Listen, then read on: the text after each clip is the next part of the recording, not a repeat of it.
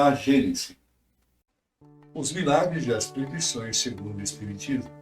Capítulo 3. O bem e o mal. O instinto e a inteligência. Parte 2.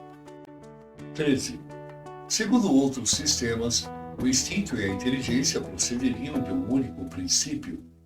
Chegado a certo grau de desenvolvimento, esse princípio, que primeiramente apenas tivera as qualidades do instinto, passaria por uma transformação que lhe daria as da inteligência livre.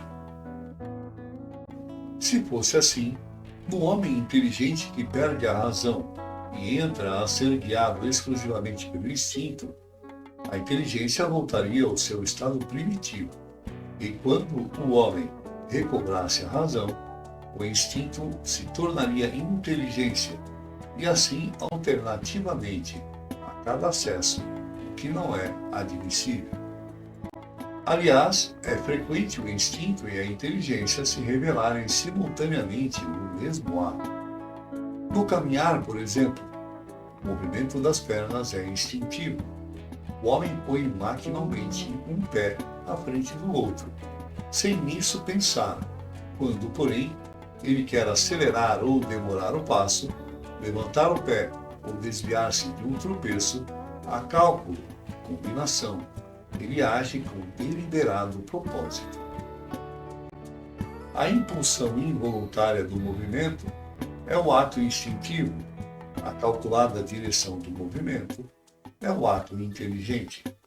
O animal carnívoro é impelido pelo instinto a se alimentar de carne, mas as precauções que toma e que variam conforme as circunstâncias para assegurar a presa, a sua previdência das eventualidades, são atos da inteligência. 14. Outra hipótese que, em suma, se conjuga perfeitamente à ideia da unidade de princípio, ressalta do caráter essencialmente previdente do instinto e concorda com o que o Espiritismo ensina, no tocante às relações do mundo espiritual com o mundo corpóreo.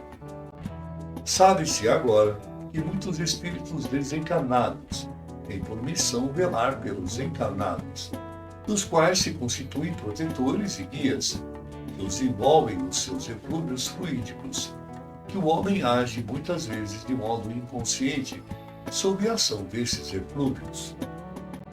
Sabe-se, ao demais, que o instinto, que por si mesmo produz atos inconscientes, predomina nas crianças e, em geral, nos seres cuja razão é fraca.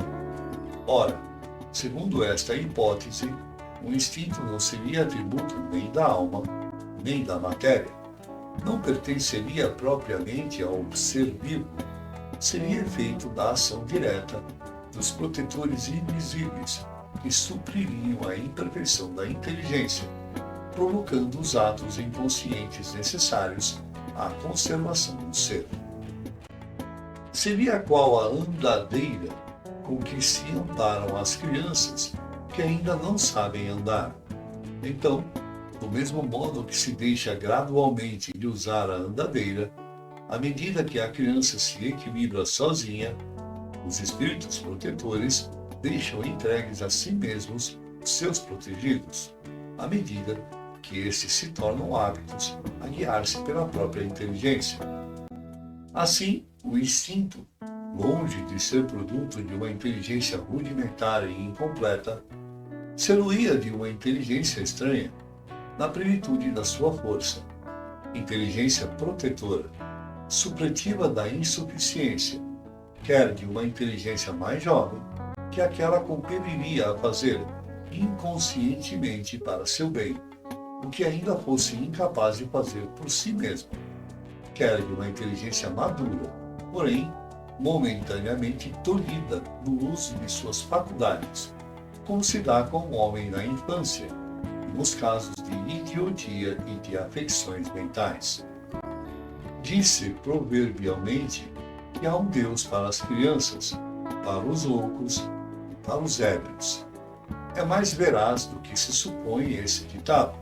Aquele Deus, outro, não é senão o Espírito protetor, que vela pelo ser incapaz de se proteger, utilizando-se da sua própria razão.